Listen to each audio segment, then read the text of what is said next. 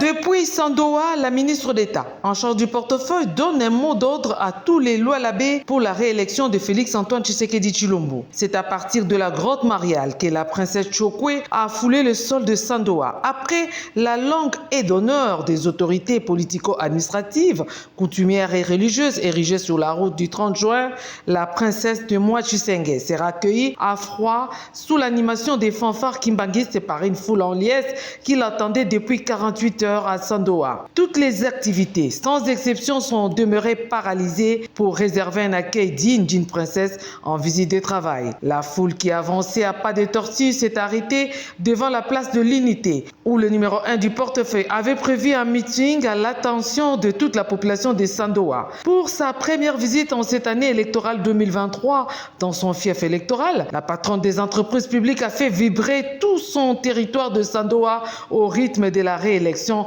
de Félix-Antoine Tshisekedi Tshilombo. 2023, Fachi Beton aux personnes. Au nom d'Aldec, je déclare à partir du territoire de Sandoa que pour Aldec, sur toute l'étendue de la République, comme autorité morale, notre candidat à la présidentielle de 2023, c'est Félix-Antoine Tshisekedi Tshilombo.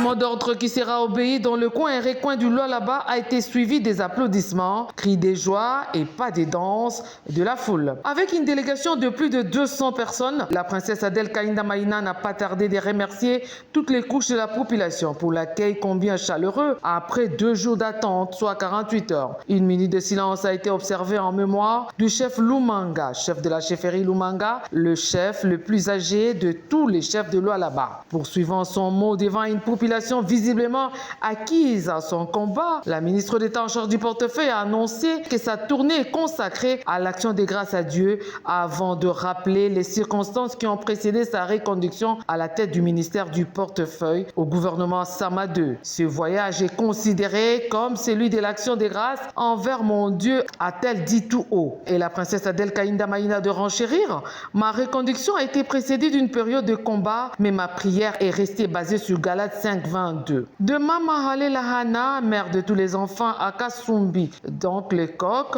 c'est le nom qu'elle s'attribue, l'unique député de Sandoa a mis en alerte sa base électorale face aux candidats qui viennent avec des fausses promesses et disparaissent une fois élus. Sandoa et tous les environs sont tombés sous le charme de celle qui a été élue et réélue pendant plus de 21 ans à l'Assemblée nationale. Tout Sandoa est tombé, Nambwende est arrivé, les habitants de Sandoa ont séché leurs champs pour venir accueillir la fille du terroir. Après une année d'absence, elle est revenue sur la terre de ses ancêtres. La princesse Adel Kaïnda, Mama Lahana, Djamana Maliata a atterri sur le boulevard du 30 juin.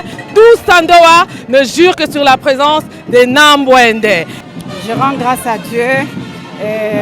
Je suis dans mon terroir. Aldec est planté sur toute l'étendue de la République. Et ça, c'est la démonstration d'Aldec.